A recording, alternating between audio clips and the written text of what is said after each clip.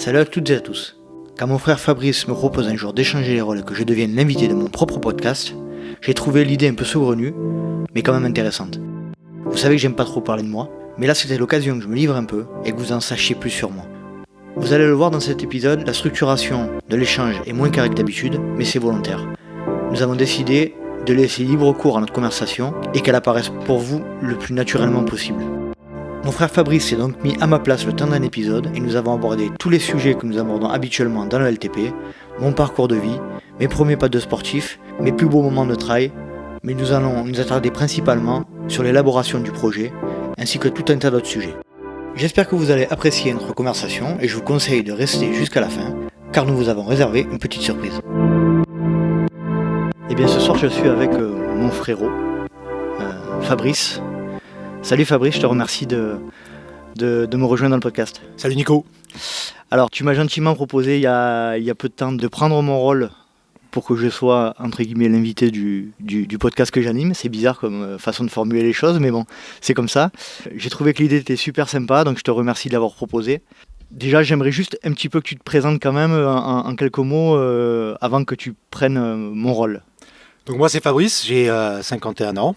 Je pratique le trail depuis quasiment, on aura sûrement l'occasion d'en parler pendant cet épisode, depuis 8 ans aussi comme Nicolas, on a commencé quasiment ensemble, on en parlera, on fera une petite aparté là-dessus. Voilà, nous sommes 3 dans la famille, donc moi Fabrice, Nicolas, mon jeune frère qui a 13 ans de moins que moi, et nous avons un grand frère de 2 ans de plus que moi. Voilà, donc moi je suis coiffeur sur Aix-en-Provence, je pratique le trail, j'ai un fils, une femme, même si, voilà, je suis à Manosque. Et je pratique, mon terrain de jeu c'est Manosque et les environs de Manosque, et aussi Aix-en-Provence parce que j'aime bien courir sur Aix-en-Provence du fait que je travaille sur Aix aussi. Voilà, donc quoi dire de plus à mon sujet, mais je pense que c'est pas que c'est pas intéressant de me connaître, mais c'est surtout ce soir, mon frère qu'on va apprendre à découvrir, que vous auditeurs allez apprendre à découvrir, connaître mieux, parce que je pense que ça va intéresser tous nos auditeurs ce soir de te connaître, Nico. Je te remercie. Moi, ma présentation est vite faite, finalement. Hein, dans tous les cas, comme je te le disais tout à l'heure, on va organiser un épisode te concernant où tu seras l'invité principal dans les semaines à venir. C'est gentil. Merci d'avoir présenté. Il n'y aura pas grand-chose à dire, mais si, aussi. On fera une demi-heure. On a toujours quelque chose à dire. On fera une demi-heure. On a toujours quelque chose à dire. C'est sympa. Qui qu'on soit, voilà. Qui que l'on soit. Eh bien, je pense qu'on peut commencer. On peut commencer. Je me mets là automatiquement dans le rôle de l'invité. Ça va faire drôle. Par contre, comme j'ai 51 ans, voilà, donc toi tu as pas de lunettes. Non, pas encore. Moi j'ai besoin de mettre mes lunettes. Voilà. Allez, je t'écoute. On est parti. Donc, Nico, écoute, présente-toi en quelques mots. Voilà, tout simplement. Alors, je m'appelle Nicolas Guilleneuf, marié, papa d'une petite fille, d'une adolescente maintenant de 12 ans, qui s'appelle Jade. Mon épouse s'appelle Virginie. J'en parle assez régulièrement. Elle est infirmière libérale. Je suis chef de projet dans les télécommunications. Je ne rentrerai pas trop dans le détail, mais voilà, c'est mon travail à part entière. Et depuis un peu plus d'1 an, je suis le créateur du podcast Let's Try, que j'anime tout seul, principalement. Et je suis passionné, absolument passionné de trail depuis que j'ai commencé en 2012. Donc voilà, à peu près la présentation en quelques mots. Donc moi, j'ai une aparté. Moi aussi, comme vous savez, je suis passionné de trail, ce sport que je partage avec mon frère aussi. Nous en parlerons ce soir. Et on a une petite... ma femme est infirmière aussi, parce que je n'ai pas parlé de ma femme. Voilà, je suis papa d'un garçon de 11 ans et ma femme était infirmière. Donc on a quand même pas mal de points communs. On a pas mal de points communs, c'est clair. Voilà. Alors je vais te poser une autre question, Nico. Peux-tu évoquer avec nous ton parcours depuis ton enfance? Où as-tu grandi? Alors j'ai grandi aux abords de Marseille, dans une ville qui s'appelle Bouc-Béliard. Il faut savoir avant tout que mes parents, tous deux sont originaires de Loire-Atlantique, un petit peu au sud de Nantes. Et ils ont déménagé pour diverses raisons dans le sud de la France. Je leur tire mon chapeau et je les remercie à chaque fois que je le peux d'avoir fait ce choix, car on est heureux dans le sud de la France, dans le sud-est plus précisément. Et donc mes 2 parents ont déménagé il y a plus de 35 ans avec mes 2 grands frères qui les ont accompagnés évidemment. Et donc j'ai grandi, tout d'abord mes 12 premières années, c'est important de le préciser parce que je suis assez fier de ça. J'ai grandi et nous avons grandi avec mon frère Fabrice dans un camping. Les 12 premières années de ma vie, et ça a été une période extraordinaire de découverte. Alors nous habitions dans un mobil-home, une vie un peu spartiate, un peu... Si je peux t'aider, pas ordinaire. Pas ordinaire. Voilà. Mais qui nous a appris énormément de choses, notamment l'été, je ne sais pas si tu te rappelles, où on profitait de tous les touristes et touristeux qui se rendaient... Non, ça c'est le grand frère qu'on a profité, s'il écoute. Le grand frère, il avait 16 ans, moi j'avais 12 ans, voilà. Bon, ben voilà, je vous fais pas un dessin, mais moi je suis sorti avec Miss Camping qui avait 13 ans. Ou 12 ans, moi j'avais 13 ans, voilà. Non, mais ça c'est privé, je peux pas en parler, bon, voilà.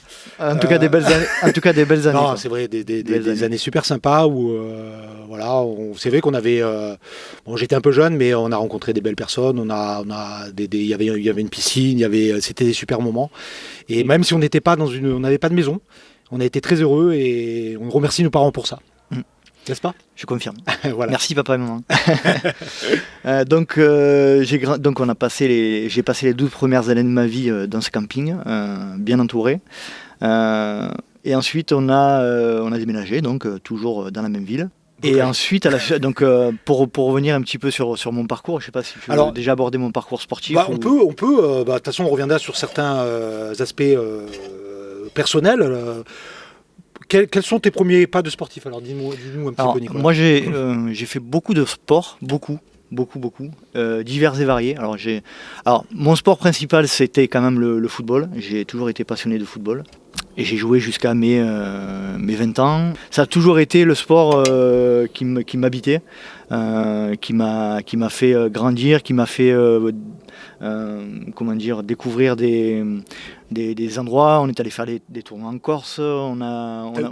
Juste une parenthèse, tu avais été élu, je crois, il faudrait qu'on demande à nos parents, mais je pense que tu avais été élu meilleur joueur d'un tournoi. Oula, oui, bon, c'était un petit tournoi de village. Donc... Ça va, ne te dévalorise pas, commence pas, parce que... voilà. C'était des belles années. Je peux aussi mettre mon jeune frère en avant. Voilà. T'as le droit. J'ai le droit. C'était des belles années. On a, tous ceux qui ont vécu ce genre de tournoi de foot se rappellent de l'odeur des saucisses merguez. Les saucisses et les merguez qui brûlaient sur le barbecue le dimanche midi. Je pense que ça rappellera des souvenirs à certains. C'est vrai que le foot, malheureusement, sans faire le vieux con, mais à cette époque-là, c'était quelque chose de convivial et d'absolument fantastique en termes de cohésion, de relations les uns avec les autres, les anciens avec les jeunes. Moi, je me rappelle, mes parents venaient tous les dimanches se peler le cul au bord des terrains pour me voir jouer. Sur les tournois, il y avait une cohésion avec les autres parents de mon équipe. Donc c'était... les premiers pas de sportif à proprement parler, c'est ça que je retiens, c'est ces merveilleuses années de foot que j'ai vécues. Et donc ça c'est clair et net que je n'oublierai jamais cette partie-là sportive de ma vie. Après, j'ai basculé dans des sports un peu... toujours dans les sports collectifs. Alors j'ai fait un peu de basket. Je pense que j'étais le joueur de basket le plus petit de la région. Je pense. Bon, ça n'a pas duré longtemps. Après, j'ai pas de souvenir en fait. T'as pas de donc très peu. C'était à Aix, donc en plus. Foot, oui, mais... après 2 entorses du pouce et 3 foulures du poignet, je me suis dit que c'était pas uniquement en jouant au foot, tu t'es fait mal. C'était pas pour moi. En fait, t'es fragile, toi. Voilà, t'es une petite nature quand même. C'est ça. Un peu choupinette. C'est ça. Je veux dire, le foot, tu t'es cassé l'épaule combien de fois ? Beaucoup. Ouais. Au basket, donc tu viens de me dire que tu t'es fait mal, je sais pas combien de fois, ça je ne me rappelais plus. Et on t'a mis des vis dans l'épaule pour je sais plus quoi. C'est ça. Là, la cheville est fragile. Je suis un peu en kit. T'es un peu en kit quand même. Et ensuite, j'ai enchaîné sur du tennis. Et le tennis, je me suis fait un tennis elbow, forcément. Non, mais j'étais très doué, mais c'est mon corps qui voulait pas. D'accord. Je suis revenu gentiment au foot jusqu'à mes 20 ans à peu près. Et là, ça a été le drame. Voilà, les premières années du foot comme on le connaît maintenant, commencé. Donc j'ai pris la poudre d'escampette, comme on dit, toi aussi. surtout dans la région. Et j'ai continué à en jouer en foot en salle. Je me rappelle d'ailleurs. On a joué en foot en salle, juste pour l'anecdote. On a joué une fois d'ailleurs. C'était la première et la dernière fois, il y a une dizaine d'années. Moi qui cours et qui suis sportif depuis des années. Bon, je vais pas parler de moi, mais c'est une petite anecdote aussi que mon frère, dont se rappellera mon frère. J'ai joué avec les jeunes, puisque on a quand même 13 ans de moins. Tu as 13 ans de moins que moi. Et au bout de 10 minutes, j'ai dit je vais au goal. Voilà, ils m'ont tué. Et je pense que ça parle à certains vieux, entre guillemets. Là maintenant, à 50 ans, n'en parlons plus. Mais à 40 ans, moi qui cours, qui suis sportif, je pensais que j'allais quand même tenir la route. Et non, avec des jeunes de 25 ans, non. Voilà. Tu te rappelles? Ouais, je me rappelle très bien. Voilà. Donc j'ai continué à faire un peu de foot en foot en salle une fois par semaine. Et puis après 3 entorses, une ouverture du crâne avec 11 points de suture. J'ai décidé d'un commun accord à l'hôpital souvent, c'est pas très marrant. J'ai décidé d'un commun accord avec moi-même qu'il fallait que ça s'arrête. Bon. Peux-tu me raconter tes premiers pas de trail? Voilà. Alors, il faut savoir que j'ai couru quand même. Avant. Ah ouais, après, pour les préparations au foot, etc. C'est un truc qui me plaisait pas. Comme tout le monde. Comme la quasi-totalité des gens que je reçois dans le podcast. Et j'ai changé de travail, c'était en 2012. Donc je suis parti travailler sur Aubagne, qui est une ville qui est à côté de Marseille, on va dire. Allez. Qui est à côté de Marseille. Voilà, avec un environnement très... que t'es pas à l'aise. avec un environnement très verdoyant. Et mon chef, Christian, m'a dit écoute, viens courir avec moi. Moi j'ai dit je supporte pas courir, je vais venir quand même, on sait jamais. C'est là qu'il m'a amené dans un parc qui s'appelle le parc de Saint-Pons à Gemenos, où j'ai fait mes premiers pas de trail en nature. Pas évident, mais j'avais quand même t'avais du foncier. J'avais quand même un cardio. J'avais quand même un foncier, mais bon. Ouais. Mais à la première montée, le foncier n'était absolument plus présent. Donc j'ai adoré, mais j'ai beaucoup souffert. Et c'est à partir de là qu'en fait, en 2012, fin 2012, que c'est ça, on a dû commencer à peu près en même temps. Fin 2012, que la entre guillemets la passion. Tu as chopé le virus. Que j'ai pris le virus. J'ai chopé le virus. Mauvais jeu de mots, mais voilà, en ce moment on parle pas de virus, mais bon, on en parle trop du moins. Bon, ok.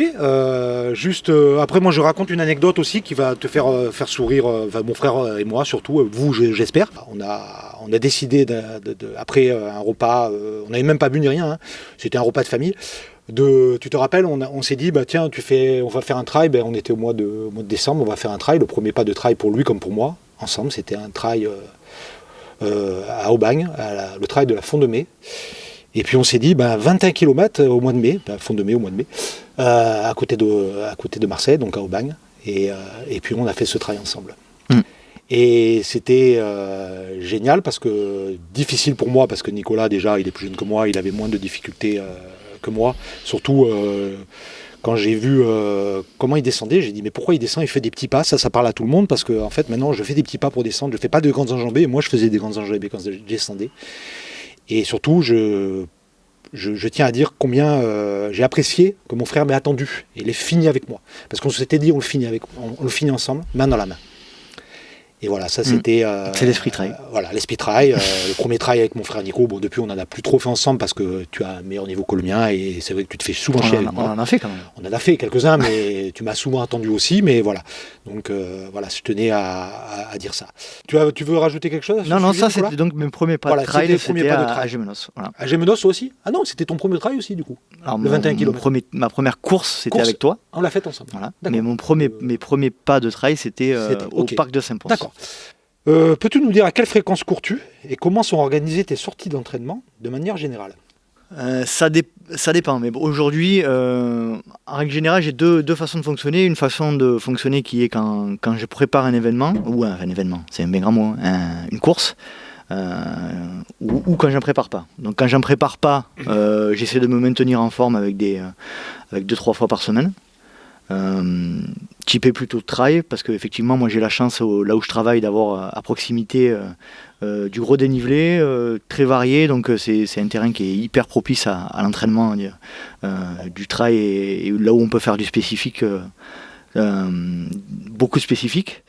Et donc quand je ne me prépare pas d'événement, je suis sur un maintien de la forme. Après, quand je suis sur une période comme aujourd'hui, je prépare une course qui me tient à cœur. Là, je prépare le marathon de Lure pour le fin octobre. Là, je suis plutôt aux alentours de 4-5 séances par semaine avec 2 séances de spécifiques trail. Que ce soit du fractionné en côte ou du seuil. Et une séance plus longue le week-end, une séance de renforcement musculaire et après j'alterne avec une séance en vélo. Donc voilà, c'est un peu comme ça que sont organisés mes entraînements. Après, j'ai pas de... Alors tu fais des entraînements croisés, je pense. Alors je te dis, je fais un peu de vélo. Je fais un peu de vélo. Un peu de vélo, VTT hein, surtout. VTT, ouais. Voilà. Je fais pas de vélo de route. En étant transparent, j'ai une peur bleue du vélo de route. Moi, je suis un peu comme toi. Alors, je vais peut-être être un peu désagréable pour certains, mais je trouve que c'est une activité vraiment, vraiment dangereuse. Voilà, je la ferai, je pense. Donc, faut jamais dire jamais, mais c'est vraiment pas quelque chose qui me branche.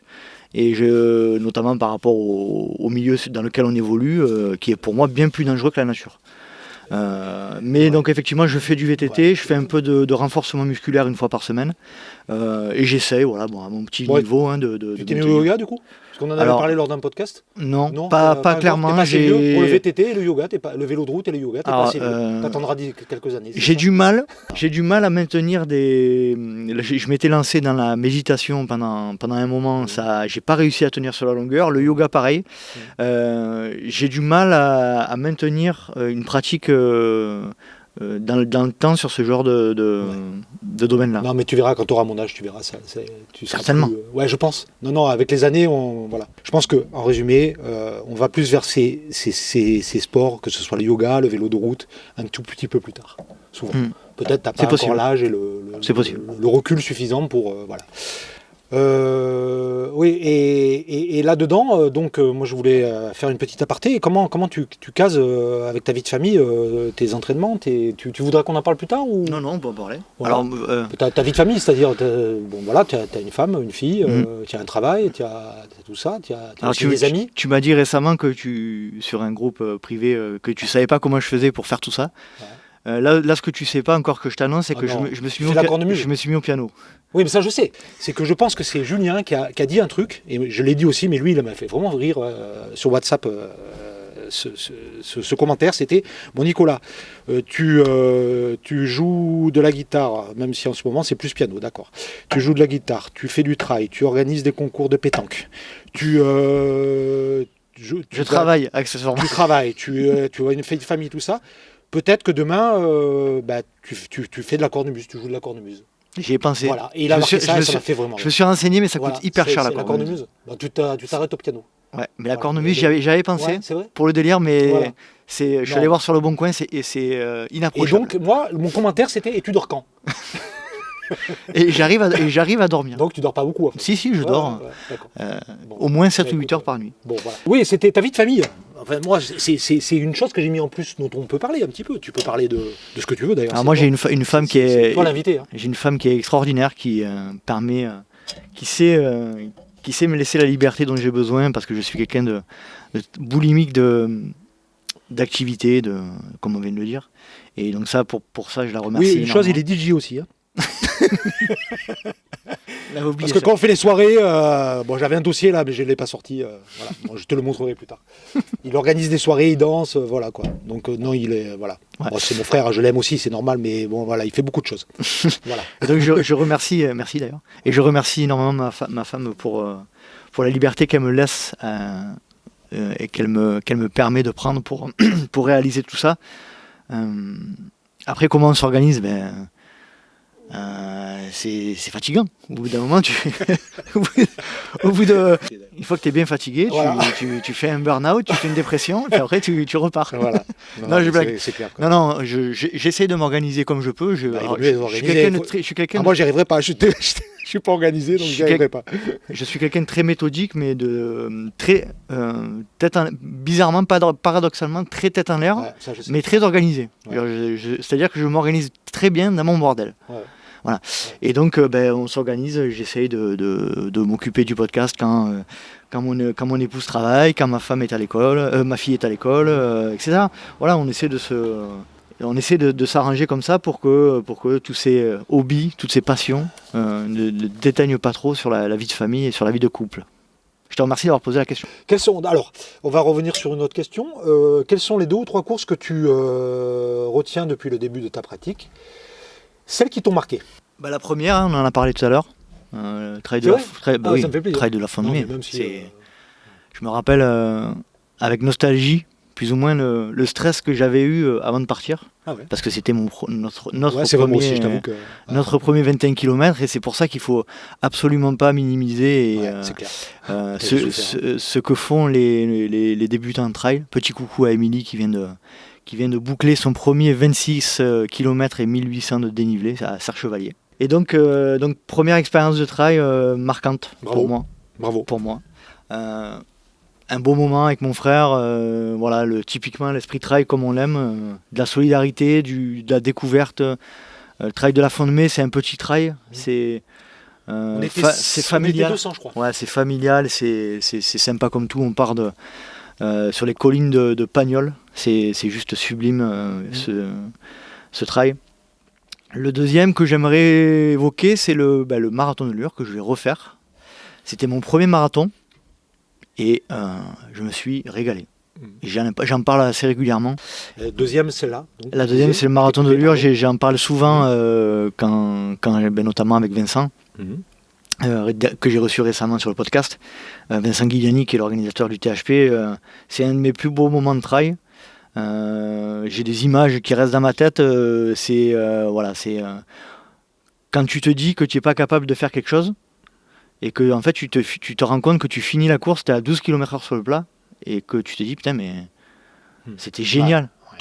Tout s'est bien passé, il faisait beau, tu as des bonnes sensations. Toutes les planètes sont alignées. Toutes les planètes sont alignées. Bon, j'en ai un peu chié à la fin, si tu veux, il faisait chaud et tout, mais c'était exceptionnel.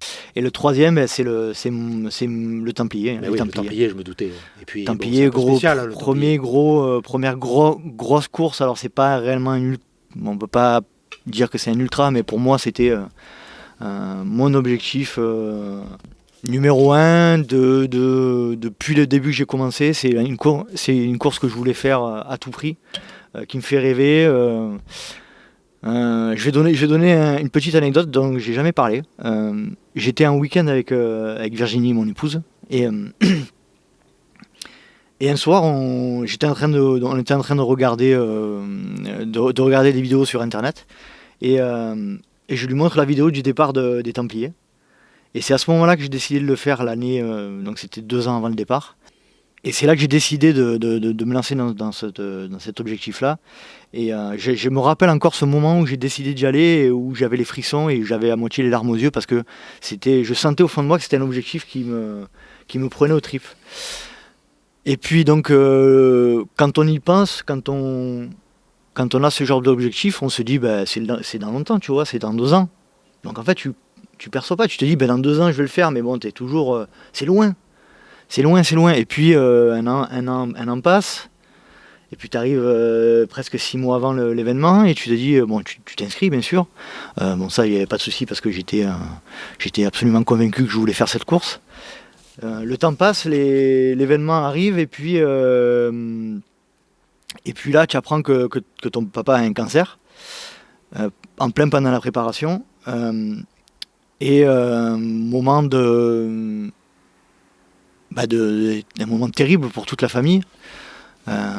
Pendant cette période-là, je me suis servi de ça pour m'entraîner plus encore, pour me dire de toute manière, parce que mon père donc je rassure tout le monde, mon père est guéri, il s'est battu comme un beau diable. Je voudrais d'ailleurs lui tirer mon grand coup de chapeau pour ce qu'il a fait et pour la manière dont il a combattu cette saloperie.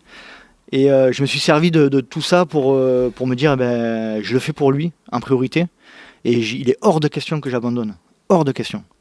Et ça a été des mois compliqués, les mois de préparation ont été compliqués, mais ça m'a donné une force incroyable Alors, je sais pas, ceux qui sont dans l'ultra, ceux qui font des trucs exceptionnels, peuvent peut-être considérer que les Templiers, c'est pas grand-chose, etc. Mais je veux dire, quand on n'a pas d'expérience et qu'on se lance dans un événement comme ça, c'est quelque chose qui est fort, qui fait peur. Faut le dire aussi, ça fait peur. Et donc, toute cette préparation sous le signe de la guérison de notre papa m'a donné la force d'enchaîner les entraînements, de continuer. Et au final, je me suis engagé sur cette course-là en étant accompagné là-bas sur place de ma femme, ma fille, de Christian, de Philippe, de Jean-Pierre qui m'ont accompagné, Marie-Hélène, etc., Marilyn. Et puis, putain de course, quoi. Ouais. Putain de course.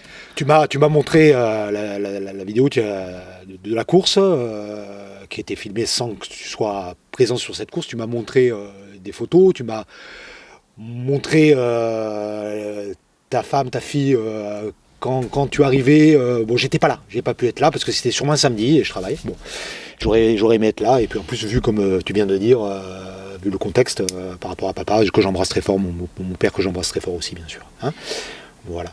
Et je comprends combien tu pouvais être ému, combien tu pouvais être motivé et combien ça a pu te donner de force.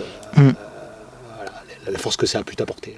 Ouais, c'est clair. Tout ça. Et tout le long, en fait, ça a été dès le début. En fait, je l'ai un petit peu expliqué dans des épisodes précédents, mais je suis arrivé en retard. Je suis parti quasiment dernier. Et moi, j'avais un objectif, je me rappelle Christian qui me disait la veille, de toute façon, tu vas mettre 9 ou 10 heures. Et je dis, moi, Christian, je pars pas pour faire un temps du tout, je pars, mon objectif, c'est de le finir. C'était vraiment mon objectif. Il était impensable que j'abandonne.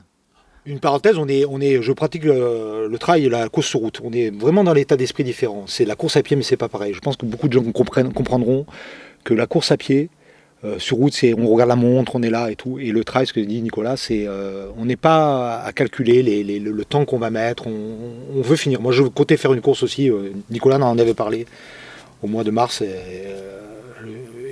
44 km et j'ai jamais fait plus que 30 km et je comptais faire un 44 km et on était dans cet état d'esprit, mon frère et moi. On devait le faire ensemble et l'état d'esprit, c'est dire je m'en fous du temps que je vais mettre. Je pense que tu me rejoins là-dedans, Nicolas. On s'en fout du temps qu'on va mettre. Le tout, c'est de finir et essayer de finir bien quand même. Et c'est ce que tu as fait d'ailleurs. C'est pour ça que je rebondis là-dessus parce que tu m'as dit, et j'ai halluciné d'ailleurs, tu as mis le temps, on s'en fout du temps que tu as mis. Toi, tu sais le temps que tu as mis. Mais tu es arrivé, tu étais bien, donc t'étais bien préparé. Je voudrais revenir là-dessus, j'étais bien. Sauf que. Fatigué, j'imagine. Après plus de 10 heures, 10, 12 heures, 13 heures, je ne sais plus combien de temps. 13 heures, ouais, 13 heures, tu as mis. Tu l'as fini. Pour rentrer dans les détails de la course, voilà. Je suis clairement en dessous de mon rythme sur la moitié de la course. En plus, quand on est à la fin du peloton, au Templier, il y a beaucoup de bouchons, donc c'est quelque chose qui permet d'avoir un rythme quand même relativement calme. Donc en fait, en gros, toute la première moitié de course, j'ai doublé des gens, etc. La deuxième moitié de course, à partir du, on va dire, 40e kilomètre, j'ai un petit peu accéléré parce que je me sentais super bien. Et arrivé au ravito du 60e ou 65e, je crois que c'est juste avant la montée ce qu'ils appellent la montée du CAD. C'est une énorme montée de, je crois, 3 ou 4 km avec un pourcentage incroyable. Arrivé à ce ravito avant cette montée-là, j'étais super en forme. Je venais de voir ma femme, ma fille et tout le monde. Et donc, dans l'euphorie, j'ai pris cette montée du CAD, ou de la CAD, je ne sais plus comment on dit, à un rythme trop important parce que j'étais hyper bien, euphorique, et je suis arrivé en haut. Et là, ça a été le drame, quoi. C'est-à-dire que je suis arrivé en haut, où je crois que c'était presque le 70e ou 65e kilomètre. J'arrivais presque plus à marcher, quoi. Je suis arrivé au ravitaillement, je n'ai jamais apprécié autant un ravitaillement. D'ailleurs, ceux qui connaissent le ravitaillement des Templiers, il y a beaucoup de roquefort, parce que c'est la région. Donc je me suis mangé des tartines de roquefort mélangées avec des yaourts. C'est pas trop recommandé normalement. Écoute, là j'avais envie. Donc j'ai tant bien que mal. Normalement, tu prends un tuc, tu vois, Ouais, là, là, tout non, salé, mais là, ouais, t'as ben pas- là, autant pied, tu manges des tartines de Roquefort, quoi. Tu vois, D'accord. c'est la différence. Ouais, Et c'est génial. je suis reparti tant bien que mal, très fatigué, mais j'ai fini cette course. Et la petite anecdote que je cite souvent dès que je peux, c'est que mon épouse a suivi avec ma fille, m'a suivi tout le long de la journée, a fait des kilomètres et des kilomètres pour venir me voir au ravitaillement, etc. Et en fait, elle a détourné le regard à peu près 2 minutes de la C'est ligne pas marrant, d'arrivée. je rigole, mais c'est pas marrant. De la ligne d'arrivée quand je suis arrivé, et en fait je me suis retrouvé tout seul. Départ de merde, arrivée de merde. Voilà. Exactement. Et ça c'est Départ à l'arrache, mais c'est toi. moi ça. C'est toi, ça fait Ah partie oui, de toi sinon aussi. ça n'a pas été drôle. Donc voilà. T'avais pas oublié tes clés? Non, ça j'avais pas oublié mes clés. Non, c'est bon. Alors. Ouais, Départ, bon, arrivée. Bon. Il y Voilà. avait personne pour te recevoir. En fait. Alors il y avait Christian qui m'a vu, ouais, lui, Christian. parce que je suis arrivé de nuit, donc j'étais difficilement visible. Non, mais blague à part, c'était après mon épouse Virginie m'a rejoint sur la ligne d'arrivée. Elle était en pleurs parce qu'elle était Ouais, parce qu'elle était en pleurs, pas parce que t'avais réussi. elle était Parce que t'avais pas vu, c'est ça. elle je était crois. désolée de Voilà, c'est m'avoir ça. raté. Tu m'en avais parlé. Ouais. Et ça aussi c'est beau, c'est-à-dire ça représente bien l'esprit qu'on aime retrouver. C'est tu fais Ça va parler à beaucoup de monde. tu fais un Ouais. tu fais ce que tu considères toi comme un exploit, tu te vois comme un super héros, quoi. Ouais. Et puis bon là, en l'occurrence, elle a loupé mon arrivée, mais c'était presque encore plus beau qu'elle pleure en étant exactement. désolée. Je Tu vois vois ce que je veux dire? Ouais, bien Ça sûr. montre que ça vraiment ça lui tenait à cœur de me voir Donc, arriver et à quel point ça comptait cette Tu arrivée. t'es investi pour cette course et tu sens combien ta famille est investie aussi.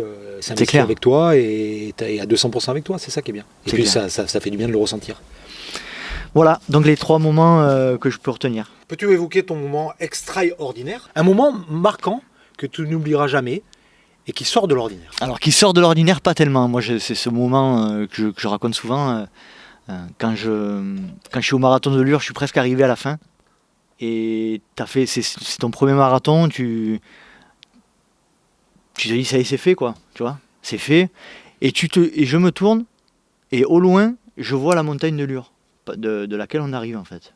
Pour ceux qui ne connaissent pas, c'est à côté de Fort-Calquier, dans les Alpes d'Haute-Provence. Voilà. Voilà. Je vois la montagne de Lure au loin, et en fait, je réalise que je viens de là.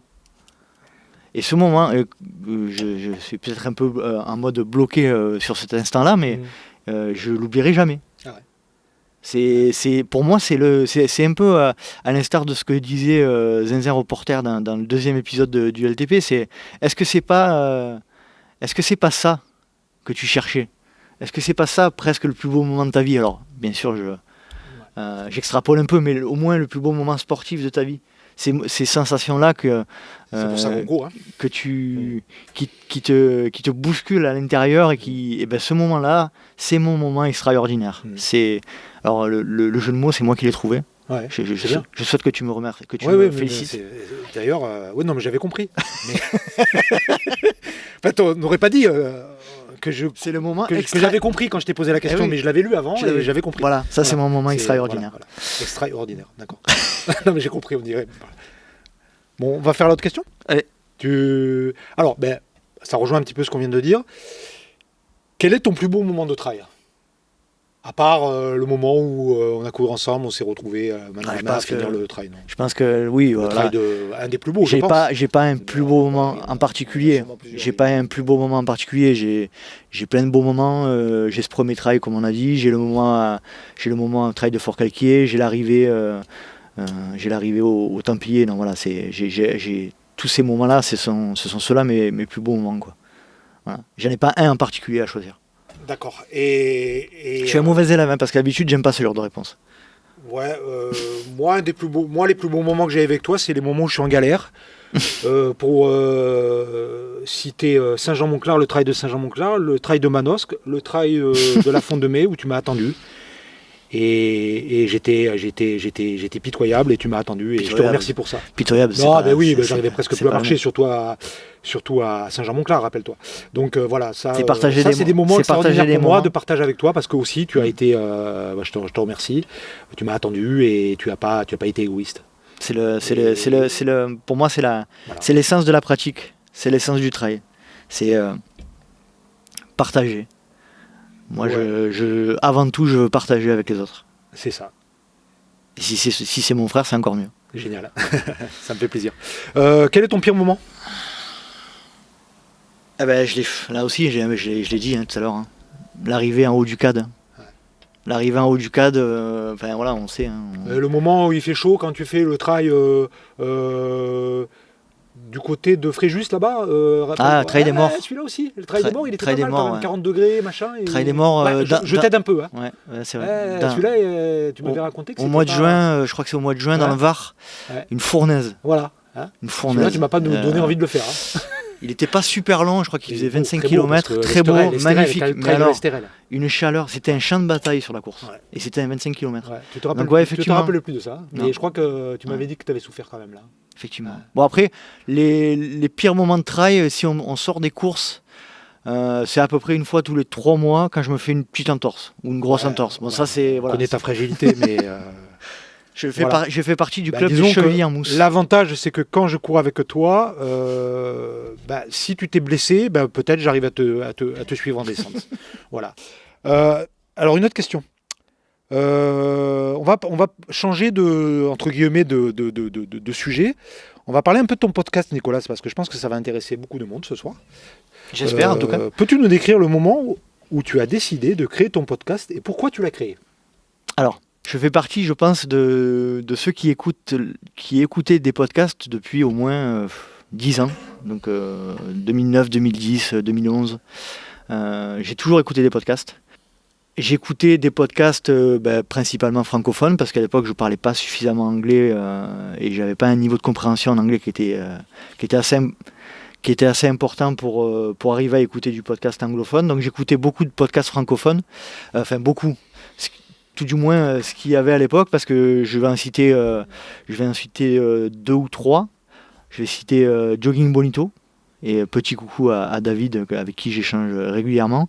Donc Jogging Bonito, pour ceux qui connaissent, c'est un podcast de running avec Amir, avec Margie et David. Et j'adore leur humour, j'adore leur point de vue, j'adore leur sarcasme. C'est top. C'est français. Je conseille à tout le monde d'écouter Jogging Bonito. C'est chouette. Et c'est, je pense, pour moi, à moins que je me trompe, le premier podcast running qui ait existé, à moins que je me trompe. Je peux me tromper. J'en avais découvert un autre qui était, à l'époque où j'ai commencé le trail, qui était quelque chose comme Nature Trail, et malheureusement, il n'a pas duré longtemps. Alors c'était un des premiers, je m'excuse si je ne me rappelle pas du nom exact du podcast, je le mettrai dans les commentaires. Dans les commentaires. Et donc c'est vrai qu'il n'y avait que ça. Donc j'ai écouté pendant des années, pour améliorer mon anglais, j'ai commencé à écouter des podcasts sur le trail américain, anglophone. Il y en a beaucoup. Il y en a énormément. Alors j'ai écouté Talk Ultra, c'est un podcast anglais. J'ai écouté Science of Ultra, un podcast beaucoup plus pointu là c'est plutôt de la science avec Sean Bearden. Et j'écoutais et là je me suis mis à écouter des podcasts un peu plus larges, Rich Roll, Billy. J'ai lu le livre, je vous conseille de lire son livre. Billy Young, etc. Et donc dans ma tête, je me disais c'est dommage, il y a un manque. Il y a des podcasts. Alors entre-temps, il est sorti le podcast Dans la tête d'un coureur avec Guillaume que je salue, que j'ai reçu également dans le podcast. Et je me suis dit en écoutant en parallèle des podcasts anglophones, là-bas le podcast est tellement courant. Pour info, le podcast aux États-Unis, c'est 1/3 des écoutes nationales. Donc c'est un média qui est très très développé. Et il y a beaucoup de podcasts sur comment faire un podcast. Petit à petit, l'idée a fait son chemin. Et puis je me suis un jour, une nuit d'insomnie, comme il m'en arrive souvent, je me suis retourné 353 fois dans mon lit et je me suis dit un matin, pourquoi pas moi ? Pourquoi pas essayer ? Pourquoi pas lancer 2-3 épisodes ?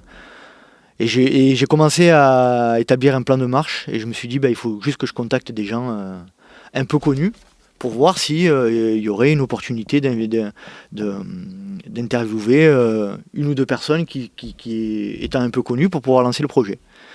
J'ai lancé quelques invitations par Instagram, par Facebook, par Messenger. Et première réponse, Antoine Bonnefille-Roilet. Voilà. Qui me dit cool, vas-y, on y va quand tu veux. Hyper ouvert le gars et tout. Je me rappelle, c'était il y a un peu plus d'un an, c'était un 15 août. Et deuxième réponse, Greg Vollet, qui me dit je suis pas très dispo en ce moment, mais quand tu veux, on se contacte. Troisième réponse, Zinzin Reporter. Il me dit allez, on peut le faire quand tu veux. Et là je me dis putain, mais en fait c'est faisable. J'avais pas acheté de micro. Je m'étais pas renseigné sur la manière de faire un podcast. Tout seul. Et en fait c'est là que c'est parti. Je me suis dit si j'arrive à avoir de la matière, à avoir la possibilité d'interviewer des gens qui sont connus ou reconnus dans le milieu. Et à l'époque, j'avais pas encore l'idée de faire un podcast qui fasse parler tout le monde. Mon idée au départ, c'était de faire quelques épisodes avec des gens un peu connus pour voir ce que ça donne. Donc voilà un peu la genèse du projet. D'accord. Voilà. Très bien, Nicolas. Bah ouais, j'étais au courant, mais je ne savais pas tout, donc c'est super. Peux-tu nous expliquer comment tu t'organises pour pouvoir proposer des épisodes de manière régulière? C'est un sujet très, très sensible dans la communauté. Je m'inclus un peu dedans, même si c'est un peu trop tôt, mais dans la communauté des podcasteurs, c'est comment arriver à gérer une fréquence d'épisodes assez importante. Et effectivement, aujourd'hui, je suis à un épisode toutes les 2 semaines. Alors c'est gérable. J'ai réussi à mettre en place des outils qui me permettent d'enregistrer à distance. Donc, en plus avec le Covid, donc il n'y a pas eu beaucoup d'enregistrements en direct, en face à face tout du moins. Et donc du coup, j'ai eu la possibilité de mettre des outils en place pour automatiser un peu mes enregistrements. Mais c'est vrai que c'est pas évident. Et aujourd'hui, il faut savoir que pour qu'un podcast fonctionne bien, il faut sortir un épisode par semaine. C'est l'idéal. Tu l'avais fait un moment. Je l'ai fait un moment, j'ai pas réussi à tenir le rythme parce que ça va très vite. Ouais. Il faut arriver à caster. Tu as aussi un travail quand même. Voilà, accessoirement. Il faut arriver à caster. Il y a un énorme boulot qui est fait de prise de rendez-vous, de contact, de tentative, de râteau que tu te prends dans les dents régulièrement. On s'imagine pas. Il y a un nombre d'heures incalculable qui est passé à faire ça, la communication sur les réseaux sociaux, etc. Mais après, effectivement, le plus dur, c'est le montage. Car je pense être quelqu'un d'assez méticuleux et j'aime pas quand il y a ce que je suis en train de faire. Tu fais pas des choses à moitié, quoi. Quand il y a ce que je suis en train de faire actuellement, des des trous, des machins, donc j'essaie que ce soit le plus agréable possible. Et c'est vrai qu'effectivement, c'est pas toujours simple. Et donc comment je m'organise? Là toujours pareil, au niveau famille, boulot, le week-end, le soir quand je rentre, et effectivement ça prend énormément de travail. Donc voilà un peu comment je m'organise. Alors j'ai pas répondu de manière très claire, mais c'est-à-dire que je vais pas te dire l'essentiel. Je vais pas te dire tel jour je fais ci, tel jour je fais ça, parce que je m'adapte en fonction de mon calendrier, de mes journées, je m'entraîne aussi beaucoup à côté, donc c'est vrai que tous ces paramètres étant présents, c'est pas évident d'avoir un calendrier bien ficelé, quoi. Ouais, bravo, parce que comme on disait tout à l'heure, tu fais pas que ça. Tu n'as pas que le LTP. Loin de là. Qu'est-ce qui est le plus difficile en ce qui te concerne pour la réalisation de ce projet? Plus difficile, c'est en fait il y a beaucoup de choses qui sont difficiles, mais le plus difficile, ça reste que ce soit en termes techniques, ça reste le montage. Le montage, ça prend énormément de temps. C'est quelque chose, si j'ai un jour la possibilité de déléguer, j'aimerais bien. C'est chronophage et il n'y a pas de plus-value à le faire. Mais je pense que sans montage, c'est trop pénible à entendre. En toute transparence, ce soir, ça va être bien. Je vais être obligé de faire du montage.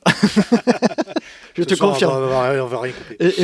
Et me concernant aussi, je te confirme. Donc je suis obligé de faire du montage, quoi. Clairement, moi, je suis très transparent là-dessus. J'essaie que ce soit le plus audible possible. Et donc, le montage. Tu ne peux pas faire les choses à moitié, obligatoirement. C'est où comme certains font, c'est un parti pris. Laisse parler, pardon. C'est un parti pris. C'est où tu fais un enregistrement brut, et puis tu te dis, écoute, t'aimes ou t'aimes pas, c'est pareil, et où tu estimes que t'as pas de temps à perdre avec le montage. Moi, le jour où j'en suis au niveau où je fais pas de montage, c'est que où j'aurais été très bon, où je me serais vraiment bien amélioré en termes d'interview et comment dire, et de structuration de mes interviews, ou alors j'aurais fait sous-traiter, quoi. Enfin, la partie. Voilà, c'est la partie la plus compliquée pour moi. Alors, toujours pour revenir, une dernière question concernant ton podcast. Comment vois-tu l'avenir du LTP ? Ah putain, l'avenir. Voilà, ça c'est une vraie question parce que l'avenir c'est mon rêve, moi, en fait, de vivre de. Je vais aller sur un sujet un peu plus large, mais c'est mon rêve de vivre de ma passion. J'ai une énorme frustration aujourd'hui qui est de ne pas vivre de ma passion ou pas vivre de quelque chose qui me fasse vibrer, et ceux qui m'entourent le savent suffisamment. Donc, où je vois le projet du LTP dans l'avenir, je vois un projet qui m'a amené quelque part, qui m'a permis, en toute transparence, peut-être de gagner un petit peu d'argent avec, pour pouvoir profiter avec ma femme, ma fille, voilà. Mais malgré tout, comment je le vois dans l'avenir, j'espère que ce projet-là m'amènera vers d'autres opportunités qui me permettront de vivre de cette passion-là. Et ça, c'est le souhait que j'ai,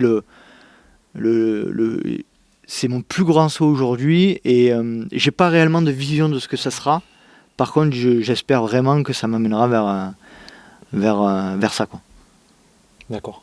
Tu vis l'instant T sans vraiment faire que ça non plus, quoi. Tu te projettes, ouais, je me projette parce que c'est Voilà. hypocrite de dire quand tu fais quelque chose avec autant d'implication, autant de contraintes pour ta vie privée, etc. C'est hypocrite de dire que tu le fais pour rien, ou c'est pas vrai. Tu as toujours dans ta tête des objectifs, que ce soit financier ou que ce soit même de reconnaissance ou quoi que ce soit. Mais là, ça va plus loin. C'est-à-dire que moi, pour parler clairement, je suis persuadé que ce projet il m'amènera quelque part. Je sais pas encore où, je sais pas encore comment, mais je suis persuadé qu'un jour je vivrai de cette passion-là. C'est tout ce que je te souhaite. Hein. On va parler c'est toujours de trail, bien sûr, puisque c'est pour ça qu'on est là ce soir tous les deux. Comment perçois-tu la communauté du LTP, et plus précisément la communauté des trailers de manière générale ? Je vais commencer par la fin. La communauté des trailers, c'est un sujet que j'évoque régulièrement dans mes épisodes. Il y a une tendance ces derniers temps à un peu dénigrer l'esprit trail, la communauté trail. Et moi, je fais partie de ces gens qui... clairement constate qu'il y en a une. Ouais, alors pas partout, pas tout le temps, mais je veux dire globalement, la mentalité, l'état d'esprit général de la communauté qui nous entoure quand on est sur une course, quand on est en forêt, qu'on croise des gens. Je suis désolé, faudra vraiment se lever tôt pour me prouver le contraire, et pour dire que dans cette communauté, il y a une majorité de gens qui sont ou pas sympas. Moi, je constate qu'il y a de la solidarité, qu'il y a de l'entrain, une entraide, des bonnes valeurs de respect de l'environnement. Toutes ces valeurs-là, y sont. C'est clair. Sauf cas exceptionnel que tu vas croiser, un mec qui a rien à faire là, mais que tu croises malgré tout sur une course, et que tu sens clairement qu'il n'y a pas d'état d'esprit. Mais clairement, je veux dire, c'est un bonheur, cette communauté. Voilà, donc moi c'est comme ça que je l'aperçois, la communauté trail de manière générale, et je défendrai, même si ça peut faire un peu bisounours parfois, je défendrai la communauté trail becs et ongles envers ceux qui la dénigrent, hein, c'est clair. Hein. Ça c'est clair. Après, il y a forcément avec la popularité, avec la démocratisation de ce sport, on va arriver vers des travers, c'est obligatoire. Malgré tout, il faut absolument qu'on fasse tout notre possible, et ça dépend aussi de chacun d'entre nous. Quand on part avec des débutants, d'inculquer ces valeurs-là. Et je pense que il faut qu'on se rende compte tous de notre responsabilité pour faire en sorte que l'esprit trail perdure. Alors c'est peut-être de l'utopie, mais moi je suis persuadé qu'il perdurera le plus longtemps possible. C'est ma conviction. J'espère ne pas me tromper, et j'espère être déçu le plus tard possible. Mais voilà, moi je constate rien qui me donne tort aujourd'hui. Surtout que ça change un petit peu. Moi, j'ai des copains qui courent depuis une quinzaine d'années qui m'ont dit qu'ils ont vu un petit peu la communauté changer et des choses qui peuvent les gêner aujourd'hui, qui les gênaient pas avant. Bon. Mais ça reste un corps, je ne veux pas rentrer dans les détails, mais ça reste un corps, moi aussi, je suis pratiquant, comme vous savez, et ça reste un sport, voilà, où, comme disait sur un de tes épisodes, je ne sais plus quelle personne que tu as interrogé, là, que tu as interviewé, disait qu'en fait, tout le monde court, les élites courent avec les moins forts, on court ensemble, on se parle, on échange, Bon, bien sûr, les 2-3 premières personnes qui sont sur le podium, qui vont aller se faire le podium, elles vont moins échanger avec toi parce qu'elles sont plus dans leur course. Mais c'est génial. Venez tous faire du trail. Et pas trop nombreux quand même, parce qu'après, on va être trop nombreux. Pour donner mon expérience d'1 an d'interview, et notamment de gens qui, entre guillemets, qui comptent dans le milieu. Après, c'est pas des gens qui gagnent des 100 et des 1000, mais... j'ai interviewé pas mal d'élites, des gens qui ont un palmarès comme Nathalie Mauclair, comme voilà, des gens avec un palmarès long comme le bras. Ce sont des gens hyper accessibles, qui sont ouverts. Donc même les élites sont favorables à de l'écoute, à de l'entraide. Moi, je repense toujours à Antoine Bonnefille-Roilet. Il est toujours là pour moi.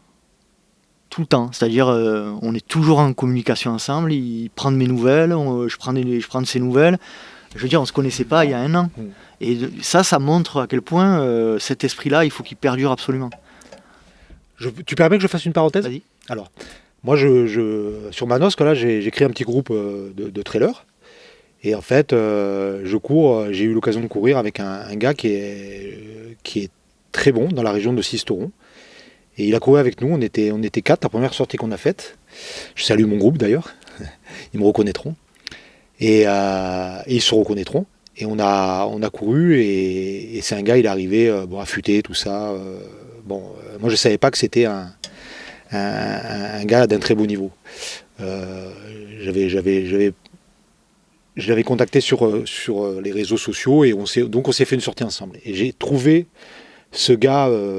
simple, beaucoup d'humilité, pas la grosse tête, et alors qu'il pourrait vraiment, il a quand même fini 2e au trail de la Galinette. Je t'en avais parlé, Nicolas. Voilà. Donc il avait mis 2 heures, alors que moi j'avais mis 3 ans, il y a 3 ans de ça, le trail de la Galinette à Cadolive, j'avais mis 4 heures, pour vous dire. Hein. Voilà. Donc, et super, après on a bu une bière tous les 4 avec le groupe avec lequel j'étais, première sortie, et il courait avec nous, il nous attendait, alors que, voilà. Et tout ça pour dire que, voilà, et ça on le voit beaucoup, c'est vrai. C'est vrai, des gens comme ça qui ont un très beau niveau, qui n'hésitent pas à faire des sorties off avec des gens comme moi, qui ont un niveau intermédiaire, toi qui as un meilleur niveau que moi, qui m'a attendu, qui m'attend. On court tous ensemble. N'importe quel niveau qu'on est, on court tous ensemble. Voilà, je voulais faire une parenthèse parce que c'est quelque chose qui me plaît beaucoup dans ce sport. C'est un point fondamental. On est vraiment... on est 4, 5... L'autre jour, on a couru à la Sainte-Victoire, juste pour finir avec... on a couru à la Sainte-Victoire, on était 4, et on a couru ensemble. Bon, on s'est un peu échappé à la fin parce qu'on était en retard, on allait se faire engueuler par nos femmes. On s'est juste perdu, tout ça, mais on a couru la 3 quarts du temps ensemble. Vous m'avez attendu, j'étais dans un état, mais on a couru ensemble. Et pourtant, il y avait 4 niveaux différents. Et ça, c'est génial, quoi. Je veux dire, on ne s'est pas regardé le nombril. Vous n'êtes pas regardé le nombril. Moi, j'en pouvais plus, mais c'est pas grave. Voilà, on a passé un super moment tous les 4, et pourtant, voilà, tout le monde court avec tout le monde, et tout le monde s'aide, et tout le monde, voilà, il y a pas il peut y avoir des groupes, des fois, des petits groupes qui se forment. Mais sinon, dans l'ensemble, on court ensemble. Et c'est ce qui est génial avec ce sport. Voilà, et j'espère si j'ai un souhait par rapport à mon podcast, c'est que cet état d'esprit-là passe à travers ce que je fais. J'espère que ça se retranscrit un peu dans les épisodes que je fais, mais c'est vraiment quelque chose que si je peux participer à ma moindre échelle à ce que cet état d'esprit se diffuse et qui perdure, j'en serais vraiment heureux. Et pour la deuxième partie qui est comment je perçois la communauté des gens qui me suivent, là pareil, hein. Je dis souvent, mais ça fait presque 1 an que j'ai commencé. J'ai pas eu un retour haineux sur 1 an. J'ai pas eu quelqu'un qui a été désagréable sur 1 an. Je sais pas si tu te rends compte. Ouais, c'est génial. Je vais être très, très transparent, ça aussi c'est pareil, c'est quand même hallucinant de dire ça, mais je viens de dépasser 100 000 écoutes. Je n'ai pas eu un retour désagréable sur l'année. Donc quand tu as ce genre de retour régulier, que des commentaires positifs, je trouve même pas les mots. Je m''imaginais que ce projet ça allait donner quelque chose de bien et que, alors il y a rien de fait encore aujourd'hui, hein. Je m'imaginais quand même que ça allait plaire. Ça j'en étais sûr parce qu'il y avait un manque. Mais de là à imaginer que j'en sois là aujourd'hui, un an après, avoir fait plus de 100 000 écoutes, avoir des commentaires, une liste de commentaires long comme le bras sur Apple Podcast, sur les différents réseaux sociaux, que mon compte Instagram fonctionne aussi bien avec autant de retours, j'aurais jamais cru. Et ça, je remercie vraiment en toute sincérité. Hein, là, comme on dit, c'est pas du chiquet. Hein, en toute sincérité, je remercie vraiment tout le monde, quoi. Et c'est ça qui me donne aussi la force de. Ça motive, bien sûr. Pas la force, mais la motivation. De continuer ce joli projet. Voilà. Et ça donne confiance en toi en plus. Ah oui, ça, oui. Ça peut que te donner confiance en toi. Ça, effectivement. Voilà. J'en manque un peu. Même si, attention, je tiens à préciser que mon frère a les pieds sur terre et il s'emballe pas. Il s'emballe pas du tout. Et voilà. Et il vient de le dire d'ailleurs. Pour toi, qu'est-ce qu'est le trail ? C'est quoi le trail pour toi ? Le trail, c'est le trail de Saint-Jean-Montclar qu'on a fait tous les deux. Okay. C'est être avec son frère, c'est pas avoir le même niveau, c'est s'attendre. C'est céder, c'est tu manques d'eau, tu manques de bouffe, tu manques de tiens je te donne, tiens vas-y passe par là, mets ton pied ici, attention à la branche. C'est ça le trail pour moi. Ouais. Ah ben ça je m'en souviendrai toute ma vie. Surtout que j'étais en Tunisie une semaine avant, je me suis entraîné à Sidi Bou Saïd et je pensais que ça suffisait quoi. Ça je te l'ai pas dit mais. Oui tu me l'as dit. C'est-à-dire que Sidi Bou Saïd et Saint-Jean-Montclar, voilà, c'est pas pareil. Quand tu passes au mariage du beau-frère à Sidi Bou Saïd en train de courir, ça je te l'avais dit mais tu te rappelles peut-être pas, mais je me suis entraîné 3 fois quoi, à 40 degrés, à 50 balais quoi, et tu le fais pas. Ça suffit pas pour pouvoir faire 23 km avec son frère qui a un meilleur niveau que toi. Trail de Dormiouz. De Dormiouz, très beau le trail de Dormiouz, Saint-Jean-Montclar, voilà. C'est voilà. costaud. Donc il faut s'entraîner. Il ne faut pas aller courir à Sidi Bou Saïd. Pour ceux qui connaissent, c'est joli Sidi Bou Saïd, mais il y a 100 mètres de dénivelé quoi. Tu vois, quand tu le fais le matin à 6h le matin, il fait 40 degrés. Je me levais tôt pour voilà, ça suffit pas. Il faut pas s'entraîner 3 fois quoi. J'ai un autre exemple, le trail. Non, ça c'est important de le dire. Ouais, c'est clair. Le trail, c'est quand tu te casses la gueule au trail de la Galinette sur une vieille plaque de rocher. Et que tu as 3 mecs qui s'arrêtent pour te demander comment tu vas, alors que j'étais pas dans les premiers, mais j'étais pas dans les premiers, c'est pas vrai, j'exagère un peu. Je me vois plus beau que ce que je suis, mais on était à un rythme très soutenu, donc on n'était pas dernier ou au milieu du peloton. Et les mecs s'arrêtent quand même. Ouais.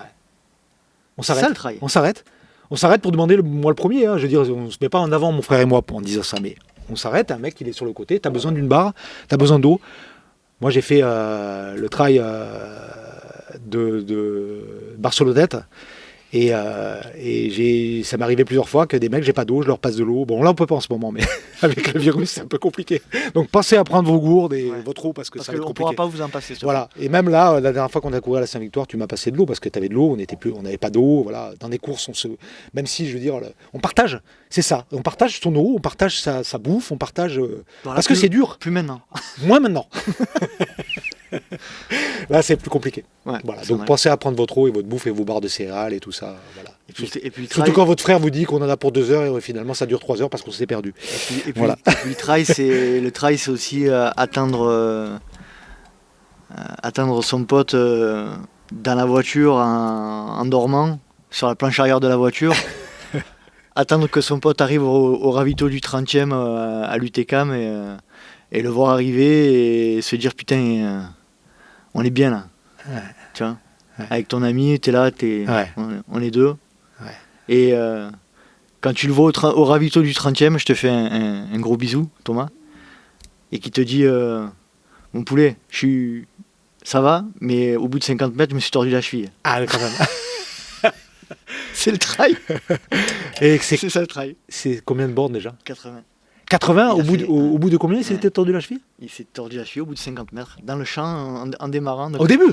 Ah ouais, quand même, pire que toi. Donc, gros big up à, il est pas arrivé en retard, Thomas. Thomas, moi aussi je l'embrasse, Thomas. Ce guerrier de malade qui a fait l'UTCAM les 80 avec une entorse à la cheville. Bravo Thomas, il a fini d'ailleurs. Ouais, il a fini. Oui, il a fini.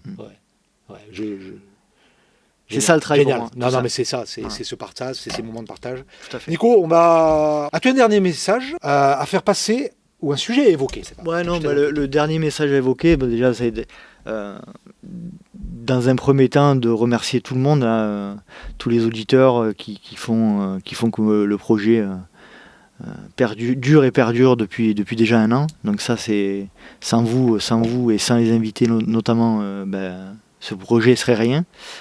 Et puis je veux remercier aussi tout mon entourage, ma femme, ma fille, mes frères, mes parents, mes amis qui sont là, qui me prennent parfois un peu pour un furieux, mais qui sont là, qui m'accompagnent et je leur fais à tous un énorme bisou. Voilà le message que je voulais faire passer. Moi aussi j'embrasse tout le monde bien sûr. Voilà. Qu'est-ce qu'on finit par les questions rapides? Eh ben, si tu veux. Allez. Bon, tu connais, puisque c'est quand même toi qui est à l'initiative de ce. Donc aucun commentaire, ça va être difficile. C'est peut-être pour moi que ça va être difficile de ne pas faire de commentaires. Je suis désolé, je parle beaucoup. Plat préféré après la course? Un steak frites. Bon, voilà. Boisson favorite après la course? La bonne bière dans un gobelet en plastique. Ah, ça comme moi. Dans un gobelet en plastique. Ouais, bien. Avec le nom de la course dessus. Moi, c'est ce que je fais avec ma team là, quand on va courir. La bière après la course. Ça, c'est le top. Gel, bar ou les deux? Plutôt gel. D'accord. Ouais. D'accord. Sur les courses uniquement. Ok. Fait maison ou industriel? Industriel. D'accord. Gel industriel, non? Bah oui. Ouais, bon, t'es pas. Je comprends que tu veuilles pas te mettre au véganisme, mais quand même. T'as gel, machin. Ah ouais. Oui. Comme tu veux. C'est toi qui réponds. France ou étranger? France. Ouais, quand même. Absolument. On connaît, voilà. Terre ou caillou? Terre. Racine ou verglas? Racine. Courir de nuit, de jour? Ah, je crois connaître la réponse. Et je pense que t'hésites, je comprends pourquoi. Je vais dire de nuit. Ouais, je pensais que tu aurais dire ça. Je vais dire de nuit, mais... La sortie en pleine lune, quand même. Mais... Non. Avec la pleine lune, là, qu'on a fait... Je vais dire de nuit. Qu'on fait de temps en temps. De nuit avec que, la pleine lune. Souvent, on court ensemble la nuit avec mon frère et moi, c'est pour ça, et je pense que... Voilà. Et parfois, on fait des sorties pleine lune. Je sais pas si vous avez déjà essayé. Sortie pleine lune, et vous enlevez la frontale, et vous attendez un petit peu, puis vos yeux s'habituent. Alors, faut pas le faire longtemps, parce qu'il y a des risques de blessure, mais ça vaut le coup d'essayer, je vous le conseille. Non, c'est vrai, c'est génial. Avec toutes les précautions requises. C'est génial. Hiver ou été? Hiver. D'accord. Il n'y a pas printemps? Moi, je répondrais printemps, moi. Ouais, bon. Hiver. D'accord. Ah ouais, tu aimes le froid, toi? Ouais, en fait, le chaud, j'ai du mal à supporter, en fait. Ah ouais, c'est pour ça. T'aimes pas le froid, mais t'aimes pas le chaud, quoi. T'as du mal à supporter le chaud. Le froid, ça va. Le froid, d'accord. Le froid, je gère bien. Pardon. Matin ou soir? Soir. Matin, je suis une buse. D'accord. Alors, podcast, musique ou rien du tout? Podcast. À 200%. Et oui, la musique, ça fait partie de ta vie, mais... Non, podcast. Aujourd'hui, d'accord. Seul ou accompagné? Ah, ça, je sais pas. Je suis cornille. Hein. Les deux, hein. C'est toi qui dois répondre, c'est pas moi. Ah, pas me faire des amis, mais seul. Oui, non, mais je comprends. Mais ça me plaît aussi d'être accompagné. Ouais. Mais je préfère seul. D'accord. Alors, sortir un épisode du LTP ou courir un trail? Ah, pas évident là. Courir un trail. Ouais. Le jour où j'ai sorti un épisode du LTP. Ouais, t'es pas mal. Tu veux dire quelque chose Non, mais merci frérot de m'avoir accompagné dans cet exercice. Alors certes, pas évident, mais merci beaucoup de t'être prêté à l'exercice et surtout d'avoir proposé tes services. Écoute, avec plaisir, Nicolas. Avec plaisir, mon temps, quand même, j'ai plus de temps que toi, a priori, puisque je fais pas de canot. Tu fais pas de cornemuse, toi. je vais pas me mettre à la cornemuse. Bon, j'ai un travail aussi, mais non, avec plaisir. Là, avec plaisir, le cadre aussi prête. On est chez toi, on est sur la terrasse, on a passé un super moment. J'espère que les auditeurs aussi ont passé un super moment. Et moi, je peux conclure? Vas-y, conclue. Je t'en prie. Moi, je vais essayer de faire court, mais même si j'ai du mal. Vous avez remarqué que j'étais assez bavard aussi. J'espère déjà que j'ai laissé parler suffisamment mon frère. J'espère que grâce à l'idée que j'ai eue, l'initiative que j'ai prise d'interviewer mon frère, vous connaissez mieux Nicolas. Voilà, c'est quelqu'un. C'est vrai, peut-être je manque d'objectivité parce que c'est mon frère et que je l'aime, mais vous avez compris combien c'était important pour moi de partager ce sport avec lui. On a ce point commun, pas uniquement celui-là, mais celui-là il nous lie beaucoup, indépendamment du fait que voilà, on a un autre frère que j'aime aussi, hein, mais voilà, c'est vrai que avec mon autre frère je partage autre chose, mais avec Nicolas je partage ce sport. En toute objectivité, donc, je dirais. J'adore aussi ce qu'il fait, j'écoute, je suis très content d'avoir passé ce moment avec lui.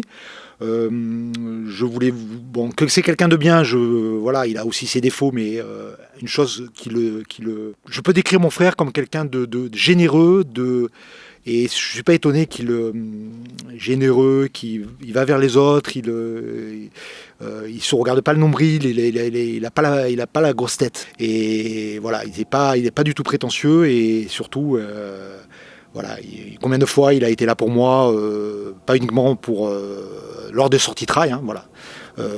Je crois que j'en ai assez dit, je pense que j'ai dit l'essentiel à ce sujet. Continuez à l'écouter, prenez autant de plaisir que moi, et écoutez, je vous dis à bientôt. Merci. Bonne soirée à tous.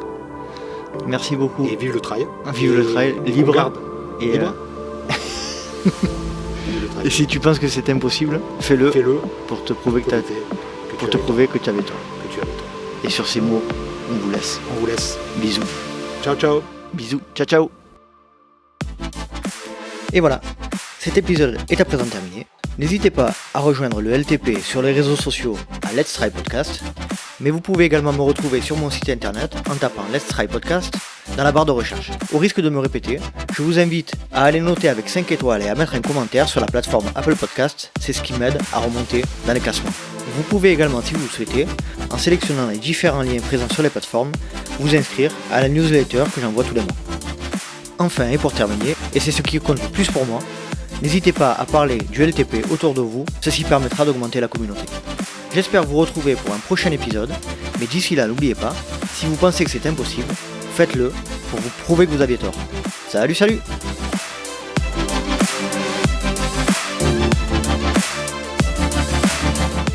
Question rapide. Donc tu m'as marqué pas de commentaire.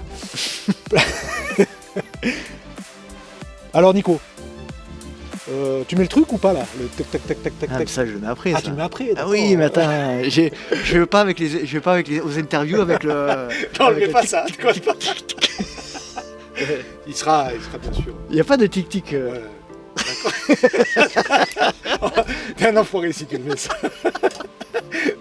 Je le mettrai mais bien caché, vas-y. Ouais, d'accord, je sais que tu vas le mettre, je te connais, mais putain, je vais me faire charrier par tout le monde. Mais c'est pas grave, je me disais, t'avais un truc. Après, c'est t'avais un réveil. Non, j'ai pas de réveil. C'est une private. Et ce sera une private joke. Ah putain, je suis con. Bon, allez. En plus, ça va être mis, je suis sûr. Question rapide, pas de commentaire. Plat favori après la course, Nico? Un Big Mac. Déconner, t'as pas de Big Mac. Après une course, il prévoit pas des Big Mac après une course. Une choucroute. C'est quoi?